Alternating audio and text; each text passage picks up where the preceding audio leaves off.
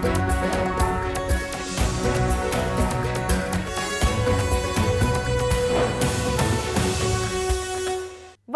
இது நச்சின நாலு சினிமா செய்திகள். என்னம்மா கண்ணு சௌக்கியமா? இந்த டைலாக் கேட்டாலே நம்ம எல்லாருக்குமே ஃபர்ஸ்ட் ஞாபகம் வருது சத்யராஜ் அண்ட் சூப்பர் ஸ்டார் ரஜினிகாந்தோட ஐகானிக்கான காம்பினேஷன் தான். இந்த காம்பினேஷனை நம்ம ஏற்கனவே தம்பிக்கு எந்த ஊரு அண்ட் மிஸ்டர் பாரத் படத்தில் பார்த்துருக்கோம். அண்ட் இந்த காம்பினேஷனுக்கு ஒரு தனி ஃபேன் பேஸே இருக்குது. இந்த காம்பினேஷன் திருப்பி ஒன்றா ஒரு படத்தில் நடிக்க மாட்டாங்களான்னு எல்லா ஃபேன்ஸும் ஆவலாக வெயிட் பண்ணிட்டு இருந்தாங்க.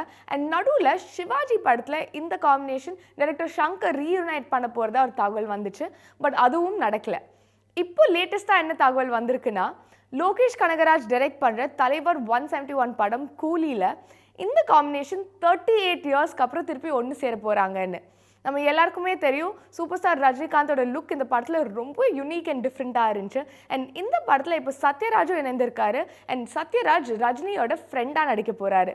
கண்டிப்பாக இது வந்து ரொம்பவே ஒரு எக்ஸைட்டிங்கான நியூஸ். இந்த படத்தில் என்ன மாதிரி கெட்டப் அண்ட் என்ன மாதிரி கேரக்டரைசேஷன் சத்யராஜ்க்கு கொடுக்க போகிறாங்கன்னு எல்லா சத்யராஜ் ஃபேன்ஸும் சரி, சூப்பர் ஸ்டார் ஃபேன்ஸும் ஆவலாக எதிர்பார்த்துட்டு இருக்காங்க. தமிழ் சினிமா ஹீரோஸ் எல்லாருமே acting, dance, fight, emotional sequence, comedy ரோல்ஸ்னு எல்லாத்துலேயும் பயங்கரமாக கலக்குவாங்க.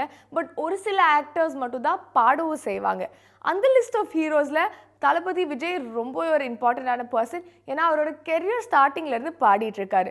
அவர் பாடுற எல்லா பாட்டும் ஹிட் சாங்ஸாக தான் இருந்திருக்கு. அண்ட் ரீசெண்ட் டைம்ஸில் வந்துட்டு அவரோட எல்லா படங்களையும் கம்பல்சரி ஒரு சாங் ஆச்சும் பாடுறாரு.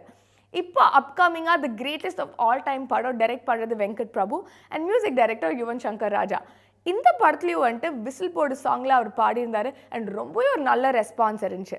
இப்போ டபுள் டமாக்கா எக்ஸைட்டிங் நியூஸாக என்ன வந்திருக்குன்னா, இந்த படத்துலேயே செகண்டாக இன்னொரு சாங் பாடியிருக்காரு. அண்ட் என்ன மாதிரி சாங் பாடியிருக்காருன்னு கேட்க எல்லா விஜய் ஃபேன்ஸும் ரொம்பவே ஆவலாக எதிர்பார்த்துட்ருக்காங்க.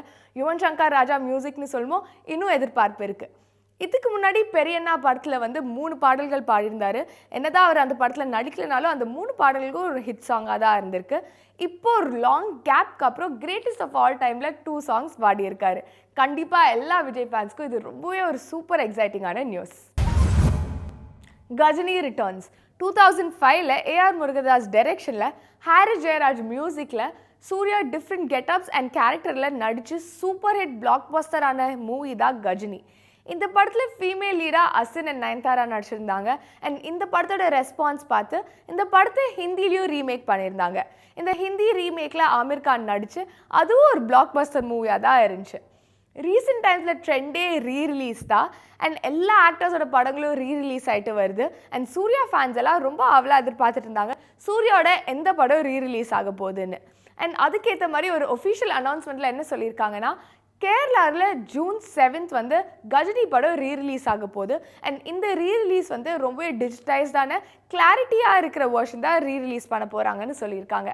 எல்லாருக்கும் தெரியும் கங்குவா தான் சூர்யாவோட நெக்ஸ்ட் ரிலீஸ். அண்ட் அந்த கேப்பில் சூர்யாவோட கஜினி ரீரிலீஸ் ஆக போகுதுன்னு சொல்கிறது எல்லா சூர்யா ஃபேன்ஸ்க்கும் ரொம்பவே ஒரு ஹாப்பியான நியூஸ் தான்.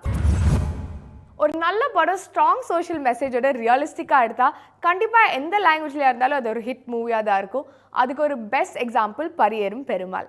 இந்த படத்தை டைரக்ட் பண்ணது மாரி செல்வராஜ். அண்ட் இந்த படத்தோட மெயின் லீட்ஸாக கதிர் அண்ட் கயல் ஆனந்தி நடிச்சிருந்தாங்க.